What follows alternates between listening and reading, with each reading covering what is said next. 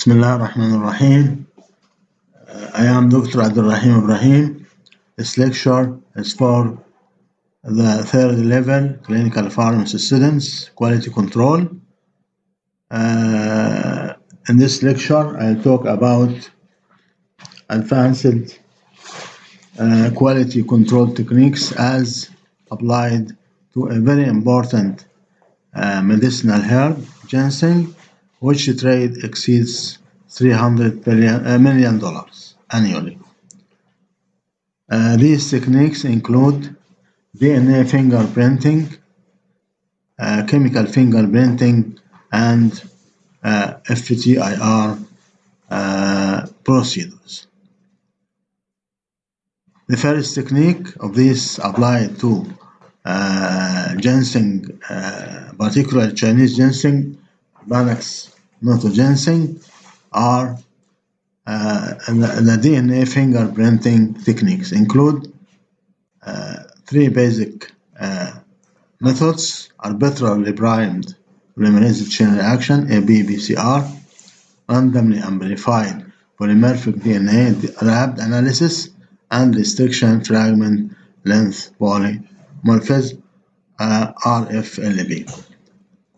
The first two techniques were successfully used to differentiate between three Panax species: Panax ginseng, Panax noto ginseng, and Panax longifolium, and they were successful. Also, they were used to differentiate these species from their common adulterants. Both of the techniques were, as I said, successful, but wrapped was more valuable in this regard because the amount of DNA required for wrapped analysis is 10 times less than the DNA required for ABPCR. Also, the primers for wrapped are available commercially. Arbitrarily primed polymerase chain reaction is a PCR-based DNA technique, fingerprinting technique, which use primers which nucleotide sequence is arbitrarily or randomly chosen. The PCR takes a specific piece of DNA and amplifies it. It is an in vitro technique, as you know previously from microbiology or biochemistry courses. It requires certain conditions. First, denaturation of double-stranded DNA.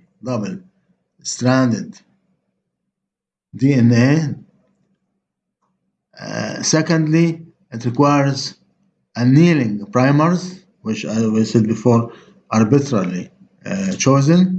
And then the third step is extension of double-strand DNA molecules. The basic requirements for this PCR technique: DNA sequence of the target region must be known. The primers are about 20 to 30 bases, and they are available commercially or prepared by DNA synthesizers. The technique requires also thermostable DNA polymerase, TAC polymerase, which can tolerate high temperature up to 95 degrees centigrade. Thermocycler machine, which can make many copies of this double-stranded DNA. The PCR technique is marked by being efficacious, and also marked by fidelity. Fidelity means very exact. Randomly amplified polymorphic DNA, we said, is the better technique than the ABPCR. The segment of DNA to be amplified here is random, and also it requires no knowledge of the target genome. For example, if we have a piece of DNA the piece of DNA primers are added. These are the primers, and specific regions according to the primer will be amplified, which is between these two arrows. The amplified sequence DNA can then be analyzed by gel. For example, here we have two pieces of the DNA can be separated by gel electrophoresis. If, for example, plants have the same profile on the gel, they are identical. If there is any difference, then these are not similar. They are not similar. For example, here in this case we have two pieces of DNA.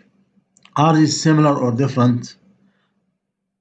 After annealing primers, we allow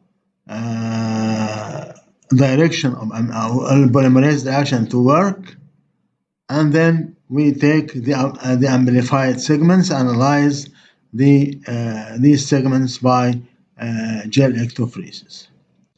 In the first case, we have three segments of DNA, state A. Okay, the second piece of DNA will provide only or give only two bands. Then A is different from B.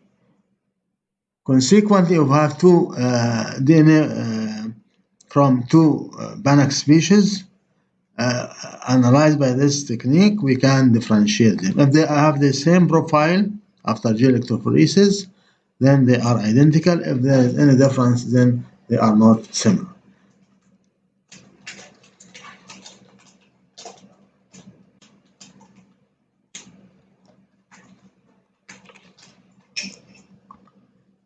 Restriction fragment length polyfilaments. The third technique.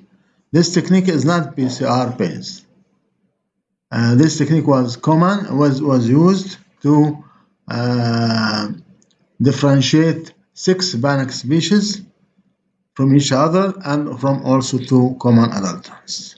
In this technique, homologous DNA sequences are different in different Banach species, and this difference can be detected by presence of fragments of different length after generation of DNA samples of different plants with specific restriction in the nucleus. It was used initially to disclose mutations in some DNA sites which result in diseases.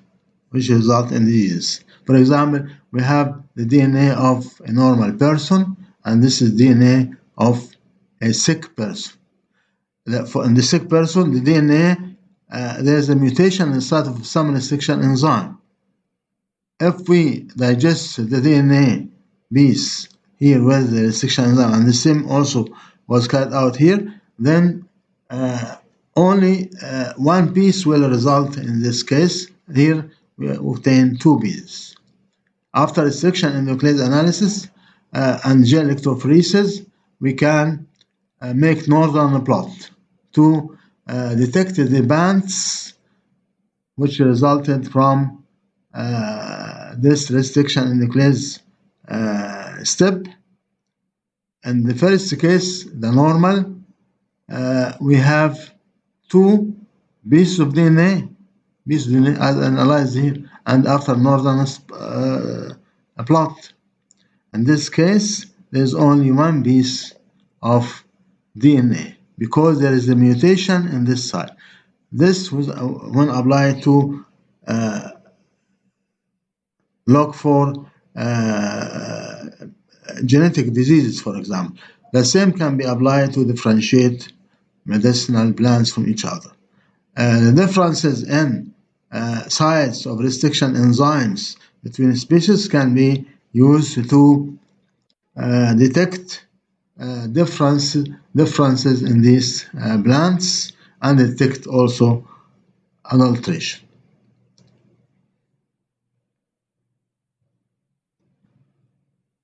Another also type of DNA fingerprinting is the 5S ribosomal RNA spacer domain, or called also 5S DNA or 5S RNA genes or 5S RNA coding sequence.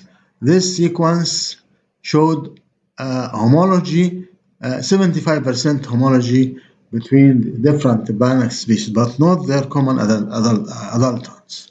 Therefore, we can distinguish or recognize the presence of adulterants if they exhibit variation in the 5S RNA ribosomal RNA spacer domain.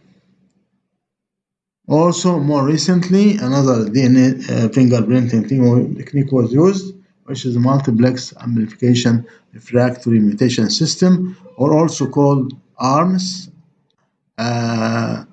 amplification refractory mutation system. In this technique, we use primers which can recognize many sites of nucleotide differences between different Banach species.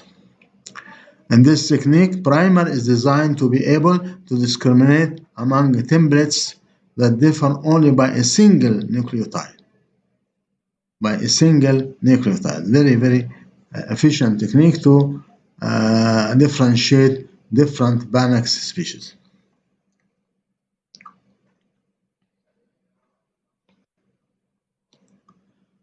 Also, problem that ginseng is present in herbal mixtures is very difficult to solve. However, the design of ginseng marker primer, which can amplify DNA fragment from Banach species, is very, very valuable experiment because it can detect the presence of Banach species in herbal mixtures. The use also of gradient PCR with the SIM2 primer uniquely identified the presence of Banach species in herbal medicines. And then we have Banach species identification kit.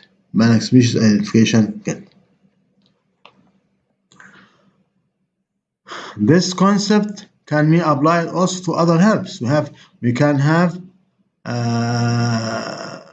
primers which can detect the presence or which can function as kits for detection of different formulations, not only Banachs but also other medicinal plants. And this provides a new level of quality control for herbal preparations. Also, more recent experiment was used, which is a combination of enzyme-linked immunosorbent assay ELISA, Western blotting, and immunoaffinity concentration together with or using anti-ginsenoside RB1 monoclonal antibody. This experiment was used for qualitative and quantitative analysis of ginsenosides in Banach species and in traditional Chinese herbal medicines. It showed very good correlation with the standard HPLC method.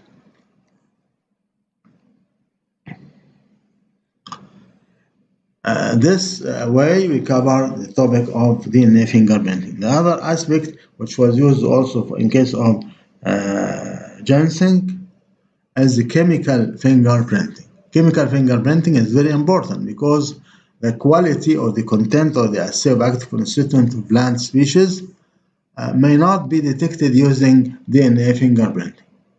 Thus, the chemical fingerprinting is used to supplement the information provided by the DNA fingerprinting.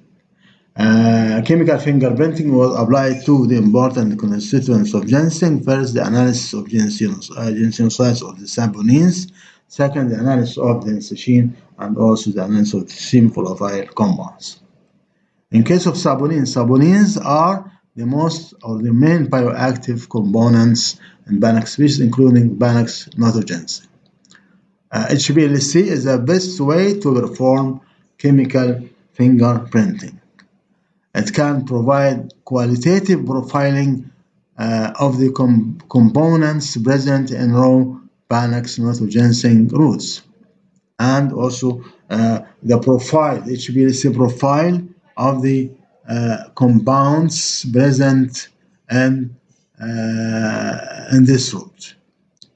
This experiment revealed the presence of differences in concentration of certain ginsenosides, as well as the presence of specific ginsenosides in some plants. For example, the ratio of ginsenoside RG1 and RE is different in the three plants. In Panax ginseng, the ratio of RG1 to RE is 10 to 13. In Panax concifolium, it's 10 to 65. And in Panax nitrogen 65 to 10. These are the ginsenosides present in Panax species. There are different skeletons or skeleta for these ginsenosides depending on the double bond location, as well as the presence of sugar moieties on the steroid skeleton. There are here four different templates. For example, this template is for RE and RG1, okay, and R1 as well. The compounds I talked about earlier, they belong to this kind of template. However, there are many other ginsenosides, very, very complex mixture present in the roots of the plant. The profiling also of three Panax species showed also that not only there is difference in the ratio of RG1 and RE, but also Panax nitrogen is marked by presence of a specific ginsenosides, which nitrogensenosides R1. This is present only in Panax nitrogen, which can differentiate the species from the other two species. This is the HPLC profile of Panax nitrogen. As you can see, this is the ginsenoside RG1 to RE. Ratio is 65 to 10. This R1 is also characteristic for this plant and absent from the Panax ginseng and also in Panax concifolium. Also here we can find that the ratio in Panax ginseng, the ratio of RG1 to RE is 10 to 13. Also, in case of concifolium, no ginsenoside R1, and also the ratio of RG1 to RE is 10 to 65. Then this qualitative profiling of these ginsenosides can differentiate the three plants from each other. Also, chemical fingerprinting can be performed quantitatively. However, the complexity of the chemical components and the similarity of these ginsenosides renders the simultaneous analysis of all the components of the saponins present very difficult process to achieve. Generally speaking, total saponin content in Panax nitrogen and the Panax concifolium was found to be higher than Panax ginseng.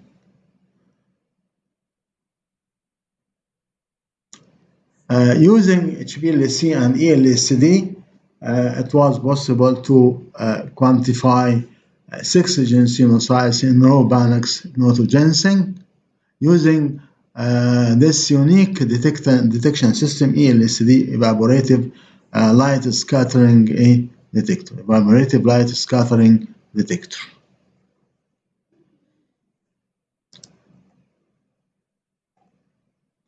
Evaporative light scattering detector. This detector is very interesting because it can detect these saponins, which are marked by having very weak UV absorbance, being not because they do not contain conjugated double bond cyst. Also, it has the ability to quantify all the saponins proportionally. It overcomes the problem of poor sensitivity of UV detectors.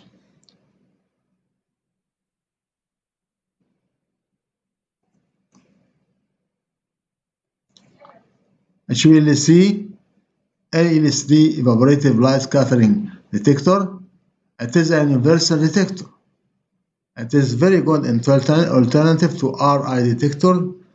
These detectors you took in the chromatography classes, but the RI, the ELSD was not zinc cover. It can work with gradient in contrast to refractive index detector, which cannot be used in case of gradient illusion. It has wide range of mobile phase analysis.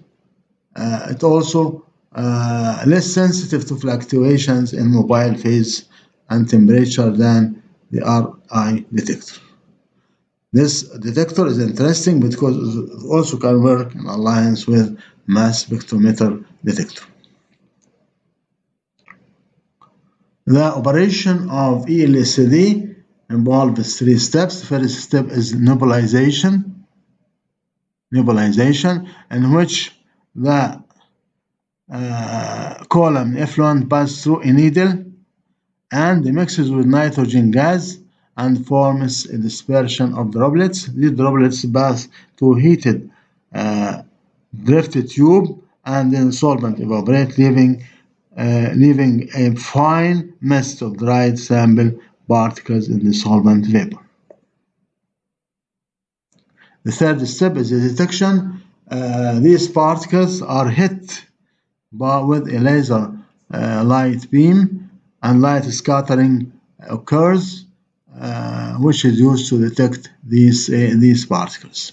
Any substance, any particle can scatter the laser beam. That's why it is a universal detector, and all of the particles can make this scattering with the same efficiency, and that's why this type of detector has or possesses equal response factor.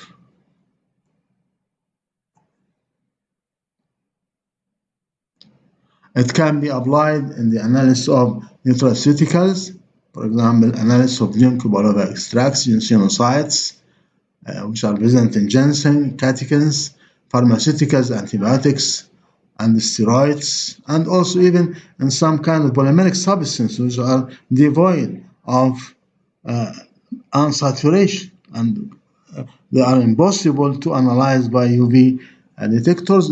Also, they're being very large and not easy to analyze by other means, such as polymers, carbohydrates, and lipids. LCMS also was used for quantitative analysis and differentiation of binary species, particularly after being interfaced with a mass spec detector, LCMS. It is a sensitive and specific analytical technique because mass spectrometer is a very sensitive detector. Panax ginseng and Panax quinquefolium could be differentiated based on their ginsenoside content using this technique, also by use of LC-MS-MS or LC tandem mass spec and negative or anion ESI-MS. The technique allowed to profile malonylated and acetylated ginsenosides in the 3 plants. There are differences in the profiles of these compounds in these plants.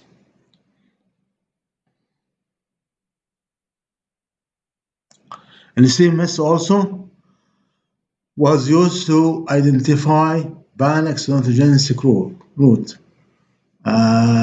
when present in complex patented medicines. This is because of the presence of certain peaks in the ion chromatogram at 800 and 946 for the compounds Re and Rg1 respectively.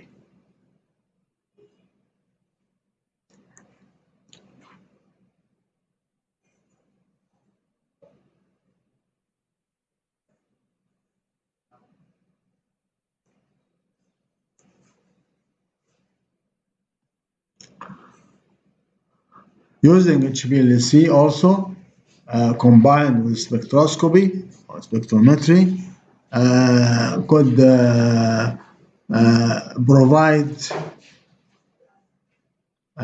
determination of saponins, benzene, flavonoids, and polysaccharides present in raw Bannax notogens from different regions of growth and from different seasons of harvest.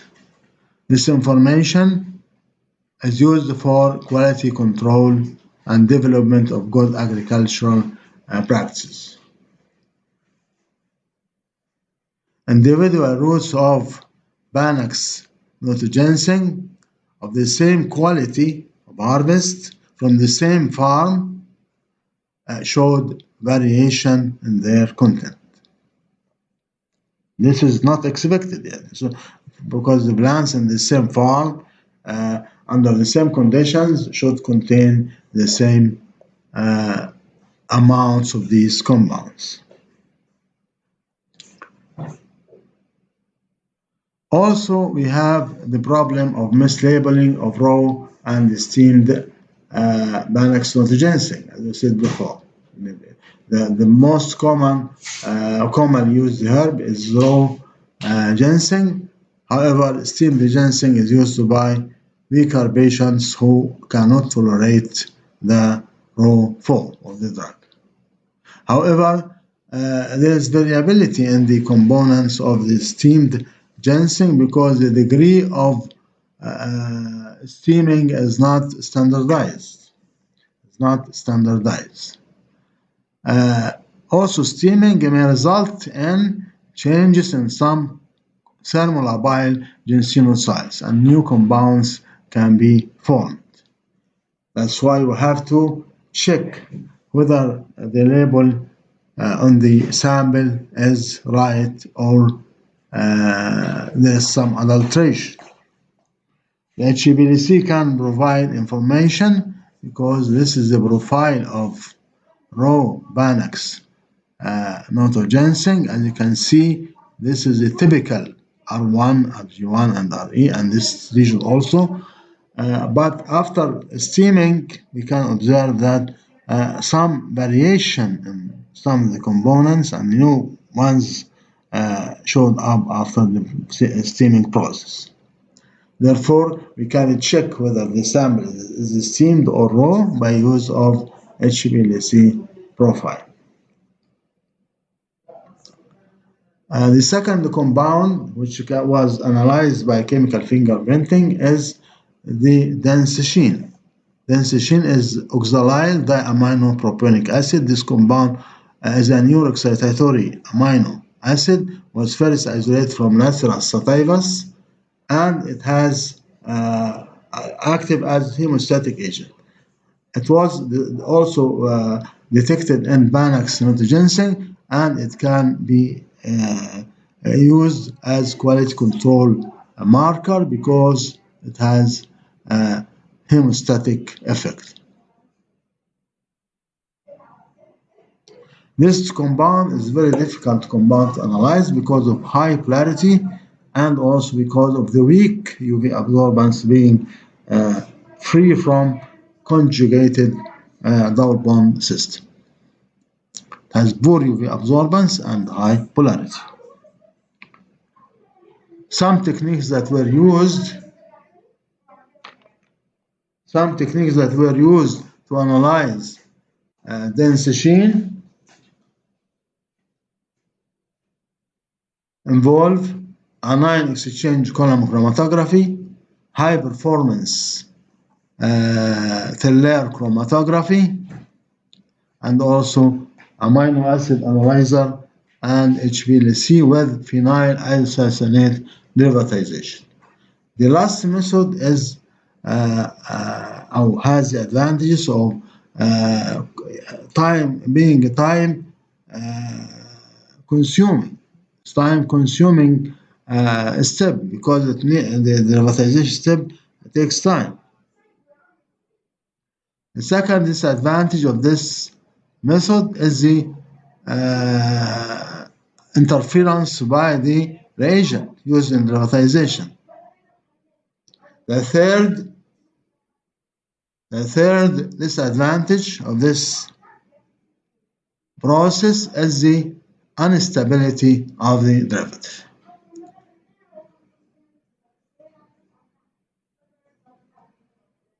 Density content of Banach's nitrogensin was found to be remarkably stable in distinction from the variations encountered while analyzing saponins of the plant.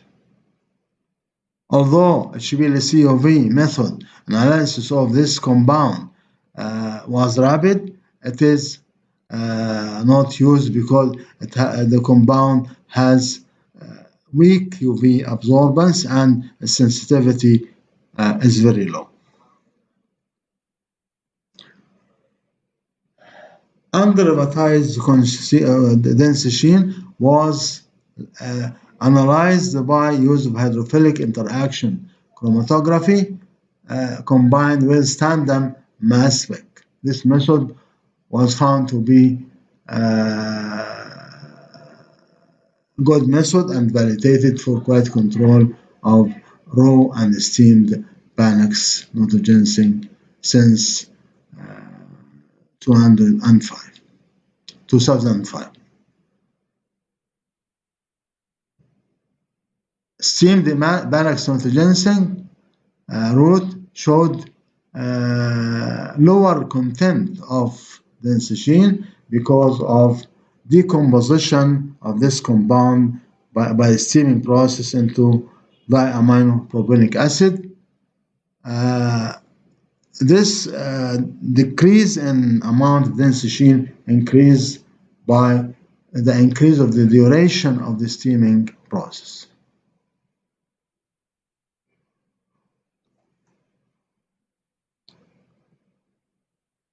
The third category of compounds analyzed by use of chemical fingerprinting is the semi-volatile components. The semi-volatile components they provide good differentiation of the different species using two-dimensional gas chromatography. The chromatograms showed that some of these compounds are common among the species and some of them were species specific. Major compounds of the semi-volatile type were identified by use of gas chromatography, quadruple mass spec, or two-dimensional gas chromatography, quadruple mass spectrometry. Another technique which was used in addition to DNA fingerprinting and chemical fingerprinting and the quality control of Banach species in modern FTIR spectroscopy. This technique uses Fourier transform IR and computer-aided analysis technology. It has many advantages, including no need for pure extraction and separation. Also, the IR spectra can be used routinely to identify the herbal drugs. It can be used also not only in case of raw herbs, but can be applied to patent medicines, formula granules, and injections, and also can be analyzed by this method. Both the quality and the quantity analysis can be performed and also can differentiate counterfeit samples.